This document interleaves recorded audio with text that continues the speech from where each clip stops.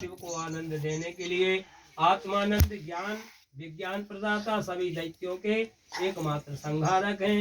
हे प्रभु आपको नमस्कार है। हे गणपति आप सबको सुख और धन देने वाले हैं। आप यज्ञ के रक्षक मनोकामनाओं को पूरा करने वाले हैं। आपको हमारा नमस्कार है। यश्चाविरास सजगत सर्वमेतत् तथा जना सनु विश्व गोप्ता तथेन्द्रयादयो देव संगा मनुष्या सदा तम गणेशम नमामो भजामः। ये श्लोक गणेश पुराण का है, जिसके द्वारा संसार की रचना हुई है। जो ब्रह्मा विष्णु महेश इंद्रादि देवताओं मनुष्यों अन्य जीवों की उत्पत्ति के करता है, उन गणेश जी को हम सदैव नमस्कार करते हैं, उनका भजन करते हैं। तो ये तो भैया सभी को पता है कि भगवान शंकर के पुत्र उमापति कहे जाते हैं। लेकिन प्रिय सज्जनों, कालांतर में बहुत समय पहले की बात है, एक बार भगवान शंकर जो है अपनी पत्नी सती को लेकर के अगस्त्य मुनि के आश्रम में गए थे। वहां उनको कथा सुनाई। सती कथा ना सुन सकी। भगवान की परीक्षा के हेतु इन्होंने जो है सीता का रूप रख लिया। इसलिए शिव को बड़ा जो है क्षोभ हुआ, और वही शिव फिर 11वें रुद्र में हनुमान जी बन करके सीता की सेवा में रहे। तो इसी प्रकार का दृश्य एक बार जो है जीवन में पार्वती के भी आया। तो पार्वती ने विष्णु से कहा कि हे प्रभु, आप संसार के रक्षक तो हैं, लेकिन मैं आप ही को पुत्र के रूप में चाहती हूँ। तो पार्वती की प्रार्थना करने पर भगवान ने कहा कि हे देवी, आपको जैसा पुत्र चाहिए है अयोनिजा, जो योनि में नहीं आता है, तो मैं आपके पलने पर आपको जरूर मिलूंगा। और वरदान दे करके जैसे ही माँ भगवती कैलाश में आई और अपने आप झूले के भीतर झूलने की आवाज आई, तो असकई अंतर ध्यान रूप है और पलना पे बालक स्वरूप है। बन शिशु रुदन जबहि तुम ठाना, लखी सुख मुख नहीं गौरी समाना। और उसी समय भगवान ने अपने उस रूप को छिपा करके संसार में श्री गणेश की महिमा जो है आगे हो जाए, तो भगवान शिव ने आकर के उनके मस्तक को काटा, हाथी के मस्तक को लगाया। इस प्रकार से गणेश पुराण से लेकर के अन्य पुराणों में इनका वर्णन मिलता है। लेकिन गणेश का मतलब है जो गणों का ईश है, वो है भगवान विष्णु। इसलिए इनकी पूजा की जाती है। और जिस प्रकार से भगवान के 24 अवतारों की कथा आई है, इसी प्रकार के गणेश के भी 24 अवतार जो हैं, इनकी कथा अलग अलग है। लेकिन आज हमें इस चीज आएंगे, और इसके बाद कैसे भगवान अनेक रूप लेते हैं, इनकी भी हम तुम्हें कथा सुनाएंगे। गणेश जी के 8 अवतार प्रमुख माने गए हैं। यद्यपि भगवान के बहुत से अवतार हैं, जिनका अलग अलग पुराणों में आया है। तो गजाननं भूतगणादिसेवितं कपीत जम्बू फलचार भक्षणम् उमासुतं शोक विनाशकारकं नमामि विघ्नेश्वर पाद पंकजम।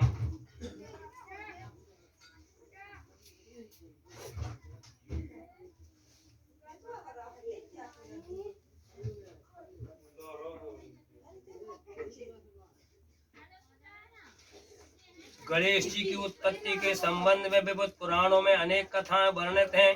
लेकिन कुछ कथाएं जो है पद्म पुराण में आई हैं। पद्म पुराण के अनुसार भगवान शंकर पार्वती रमणीक उद्यानों में एकांत में विहार करते हुए जब सुख पूर्वक रहने लगे, तो एक बार पार्वती ने शरीर पर अपनी सखियों से उपटन लगवाया। शरीर से गिरे उपटन द्वारा उन्होंने कौतुक वश उसको इकट्ठा कर एक बालक की आकृति बना डाली। उस आकृति का मुँह हाथी जैसा था। बाद में जड़कीला करते हुए पार्वती ने उस आकृति को गंगा में डाल दिया। क्योंकि गंगा पार्वती की अपनी जो है बड़ी बहन है और सखी मानती थी।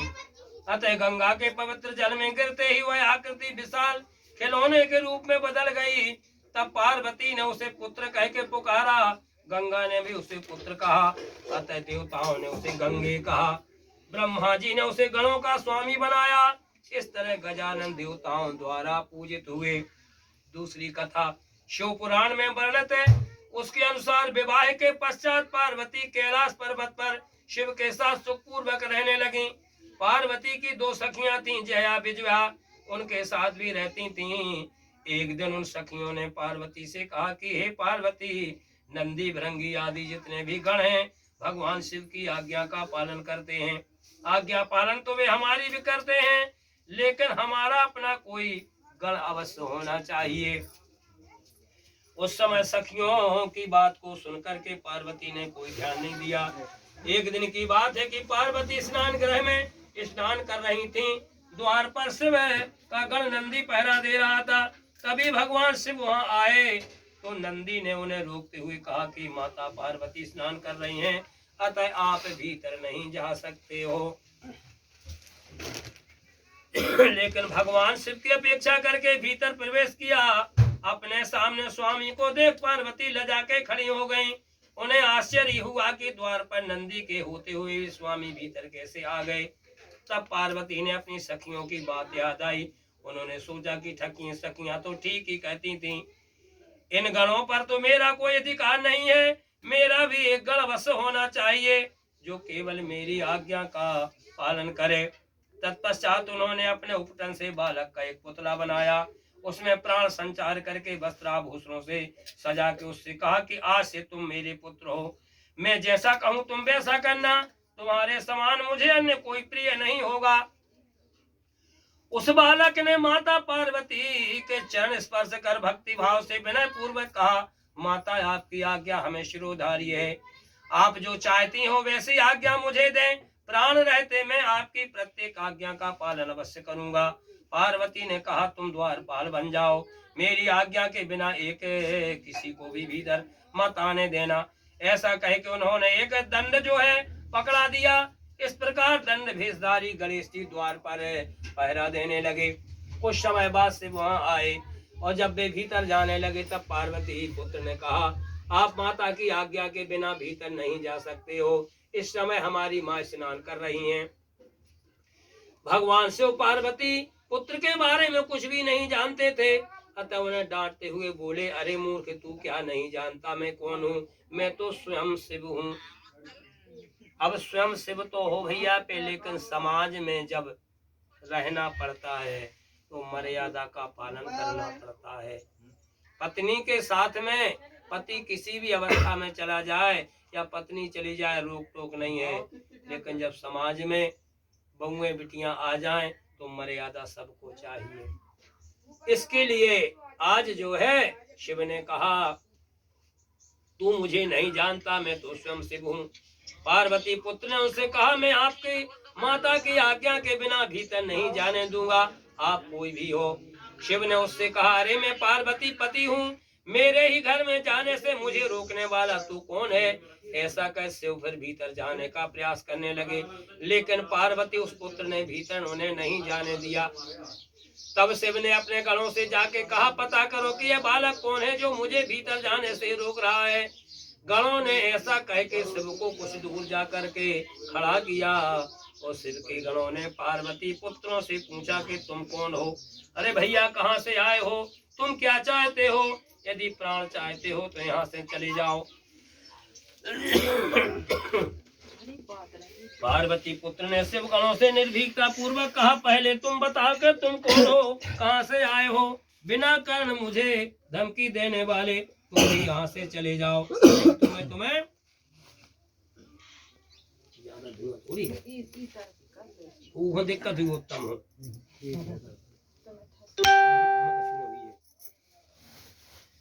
हम भगवान शिव के मुख्य गण हैं, द्वारपाल हैं, अपने स्वामी की आज्ञा से यहाँ तुम्हें भगाने आए हैं। यदि भला चाहते हो तो चले जाओ, अन्यथा व्यर्था ही हमारे हाथों से मारे जाओगे।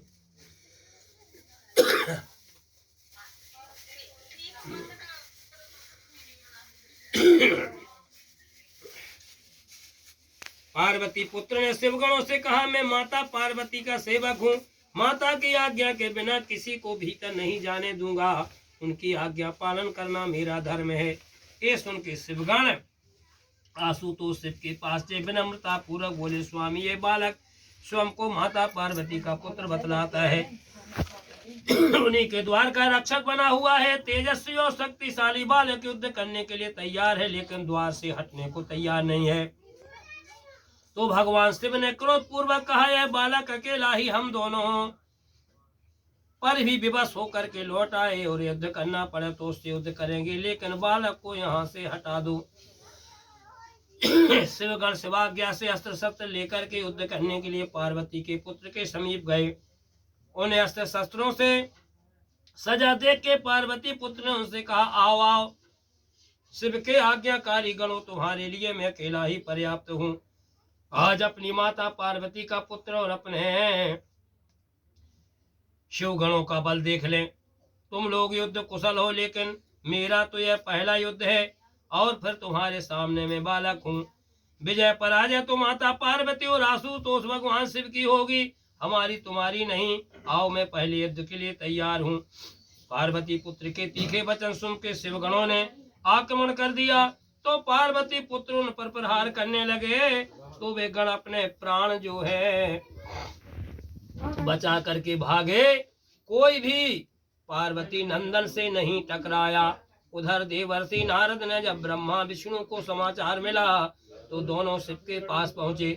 बोले, प्रभु ये कैसी लीला कर रहे हो? सुन करके शिव ने कहा, देव एक अजय दंडधारी बालक मेरे घर के द्वार पर बैठा है और आश्चर्य है कि वह मुझे मेरे ही घर में नहीं जाने दे रहा है। वह बलशाली बालक ने मेरे गणों को भी परास्त कर दिया है, अब उस बालक को नीति पूर्वक समझाएं। ब्रह्मा पार्वती पुत्र को समझाने गए, लेकिन उसे समझाने का पार्वती पुत्र पे कोई प्रभाव नहीं पड़ा। भगवान विष्णु ने शिव से कहा, हे देव, इस अजय बालक को छल से ही मारा जा सकता है, इसका कोई दूसरा उपाय नहीं है। हे विभो, इसे मोहित करता हूँ और आप इस पर प्रहार करें। आशुतोष शिव ने कहा, तथास्तु। फिर अपना त्रिशूल उठा करके पार्वती पुत्र पर प्रहार किया तो शीघ्र ही धड़ अलग हो गया, दूर जा गिरा। तब शिवगण व तीनों देवता प्रसन्न हुए, ढोल मृदंग बजा करके नृत्य करने लगे। दूसरी ओर सखियों के माध्यम से अपने पुत्र के शीश कटने का देवताओं और शिवगणों द्वारा विजय उत्सव मनाने का समाचार सुन करके पार्वती शोक मग्न हुई और उन्होंने मन में दृढ़ विचार किया कि जिस प्रकार देवता और शिवगणों ने मेरे पुत्र की हत्या की है, उसी प्रकार मैं भी सबका वध कर डालूंगी। ऐसा विचार करके माता पार्वती अपनी शक्तियों को उत्पन्न किए बिना कोई विचार किए ही प्रलय मचाने की आज्ञा दी। कहा, उन्हें जहां भी देव दानव यक्ष गंधर्व ऋषि गण दिखाई दें, सबको खा लो, भक्षण कर लो। देखते ही देखते पार्वती की तेजस्विनी शक्तियों ने सर्वत्र हाहाकार मचा दिया। देवता दानव आदि सब प्राण बचा करके भागे, परस्पर मंत्रणा करने लगे। सभी ने कहा, अब तो प्राण तभी बच सकते हैं जब आदि शक्ति पार्वती प्रसन्न हो जाएं। तभी देवर्षि नारद वहां उपस्थित हुए। देव दानव आदि सभी ने उन्हें अपनी व्यथा कह सुनाई। देवी, आपके क्रोध से तीनों लोग दुखी हैं, आप प्रसन्न हो जाएं। हे देवी, हम आपके चरणों में शीश झुकाते हैं। बैठा जाते तो बन जाना सब जनों पे, ऐसे बस ठीक है। आशीर्वाद बैठ जा। उनकी स्तुति से पार्वती के हृदय में दया का भाव जो है पैदा हो गया। बोली, हे देवो, हे ऋषियों, तीनों लोकों में शांति तभी हो सकती है जब मेरा पुत्र जीवित हो जाए। उससे देवताओं के प्रमुख पद देने के साथ ही प्रथम पूज्य माना जाएगा। आज से किसी की पहले पूजा नहीं होगी। ऋषि बोले, वही करना उचित है जिससे तीन लोग सुखी हों। फिर सभी भगवान शिव के पास जाकर के माता पार्वती का संदेश दिया। भगवान शिव ने कहा, यही उचित है भैया। तो उन्होंने अपने गणों को आज्ञा देते हुए कहा कि हे भैया, उत्तर दिशा में जाओ। उत्तर दिशा की ओर सिर करके सोने वाले प्राणी का शीश काट डालो। शिव की आज्ञा से उनके गण उत्तर दिशा में गए। वहां उन्होंने उत्तर दिशा की ओर सिर करता हुआ एक गज शावक मिला। वे उसका शीश काट करके ले आए उस गज शीश को पवित्र है कर पूजन के पश्चात पार्वती पुत्र के धड़ से जोड़ दिया और अपनी माया से जीवित किया। इस प्रकार पार्वती नंदन का शीश हाथी का हो गया और शरीर का रंग सिंदूरी हो गया। अब यह बालक प्रसन्न चित्त था। पार्वती ने अपने पुत्र को गोद में उठाया, बोली, हे पुत्र, तुम्हें मेरे कारण काफी कष्ट उठाना पड़ा है। तुम्हारे मुख पर सिंदूर लगा है, अतः जो भी मनुष्य सिंदूर गंध पुष्प आदि से तुम्हारा पूजन करेगा उसकी सभी मनोकामनाएं पूरी होगी तथा उसके विघ्न भी दूर हो जाएंगे। फिर सभी देवताओं ने पार्वती पुत्र को अपना अपना वर प्रदान कर उन्हें प्रथम पूज्य देवता के रूप में स्वीकार किया। पार्वती पुत्र के धड़ पर गज शावक का मुँह लगाया, अतः उनका नाम गजानन पड़ा तथा शिव गणों में प्रमुख होने के नाम इनका नाम गणेश पड़ा। इस प्रकार से गजानन की संसार में उत्पत्ति हुई और इनका जो है गणेश और गजानन नाम पड़ा।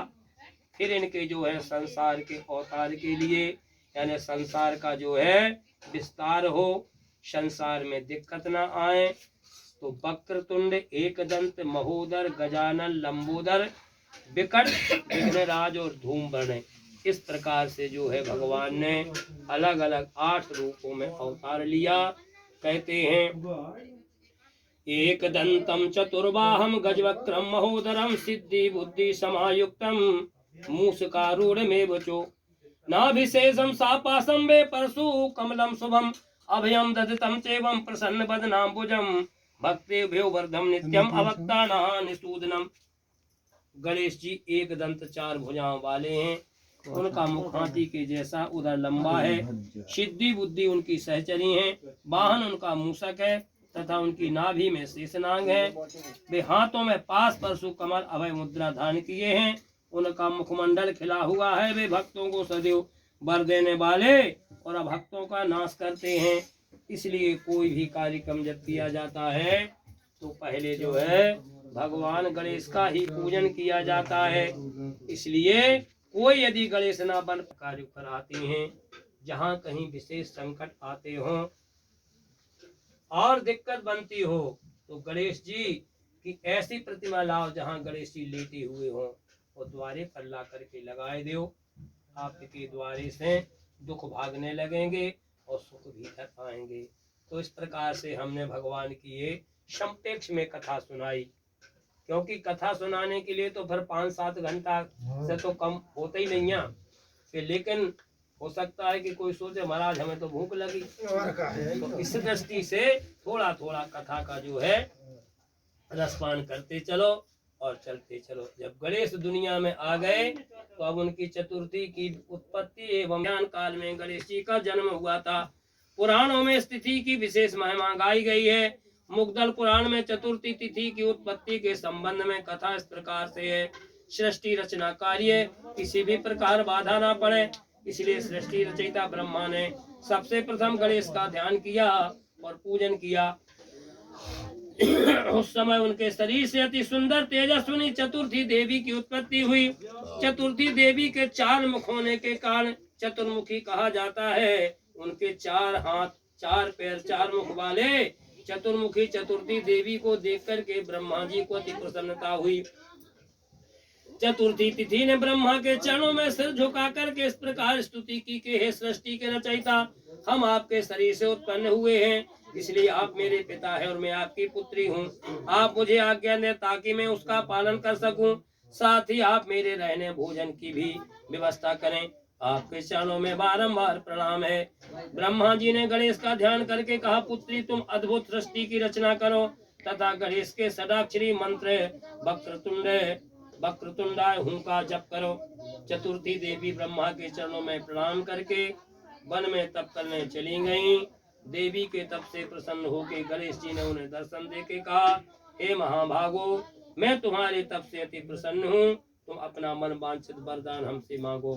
तो चतुर्थी देवी ने गणेश जी की स्तुति की और उनके चरणों में सिर झुका के प्रणाम करते हुए कहा कि हे कृपा सिंधु, आप मुझे अपनी अचल भक्ति तो प्रदान करो और सृष्टि रचना की शक्ति दें, साथ ही मैं आपको अधिक प्रिय बनूं। सभी तिथियों की माता कहलाओगी तुम्हारा एक भाग शुक्ल वर्ण का होगा और दूसरा भाग कृष्ण वर्ण का होगा। तुम मेरी जन्म तिथि भी कहलाओगी, इसमें तनक संदेह नहीं है। जो कोई तुम्हारा व्रत करेगा उससे मैं विशेष रूप से फल प्रदान करूंगा। इस व्रत में की सृष्टि रचना करने लगी। उसी समय उनके शरीर का बायां भाग कृष्ण वर्ण तथा दायां भाग शुक्ल वर्ण का हो गया। अपने शरीर के दो वर्ण देख करके आश्चर्यचकित हो चतुर्थी देवी ने जैसे ही गणेश का ध्यान किया तो उनके मुख से प्रतिपदा तिथि का जन्म हुआ। इसी तरह नासिका से द्वितीय, वक्ष सर से तृतीय, उंगलियों से पंचमी, हृदय से षष्ठी, नेत्रों से सप्तमी, भुजाओं से अष्टमी, उदर से नौवीं, कानों से दसवीं, कंठ से एकादशी, पैरों से द्वादशी, स्तनों से त्रयोदशी, अहंकार से चतुर्दशी और मन से पूर्ण। तुम्हें मेरा दर्शन मध्याह्न काल में हुआ है। जो कोई भी चतुर्थी को निराहार रह के तुम्हारा व्रत व उपासना करेगा उसके संचित कर्म भोगों का क्षय हो जाएगा। उसको मैं मनवांछित फल प्रदान करूंगा और तुम्हारा नाम वरदा चतुर्दशी होगा। इस प्रकार शुक्ल चतुर्थी तिथि वरदा कहलाई। जो कोई भी तिथि को निराहार रह के गणेश उपासना कर पंचमी तिथि को विधिवत व्रत परायण करेगा उसे अर्थ धर्म काम मोक्ष की प्राप्ति हो जाएगी। इसी तरह रात्रि के पहर में गणेश जी की कृष्ण चतुर्थी को दर्शन दे के वर मांगने को कहा तो कृष्ण चतुर्थी ने शीश झुका के प्रणाम करके कहा, हे प्रभु, यदि आप मुझ पे प्रसन्न हैं तो मुझे अपनी अचल भक्ति दें और मैं सबको मान्य हो जाऊं, साथ ही मैं सदैव आपकी प्रिय बनूं। गणेश जी ने प्रसन्न होकर कहा, हे देवी, तुमने चंद्रोदय काल में मेरे दर्शन किए हैं, अतः चंद्रो व्यापनी होने पर तुम मेरी प्रिय बनोगी। जो कोई भी भक्ति भाव से निराहार रह के इस दिन उपासना करेगा मेरी कृपा से तुम उनके कष्टों को दूर कर सकोगी और आनंद प्रदान करने वाली हो जाओगी। जो कोई इस दिन निराहार रह के अगले दिन चंद्रोदय काल में कहलाती है तथा माघ मास की चतुर्थी तिलकुटाया तिलकुंद चतुर्दशी कहलाती है। व्रत अवश्य करना चाहिए और आज क्या है वही है तिल एकादशी जिसको कहते हैं।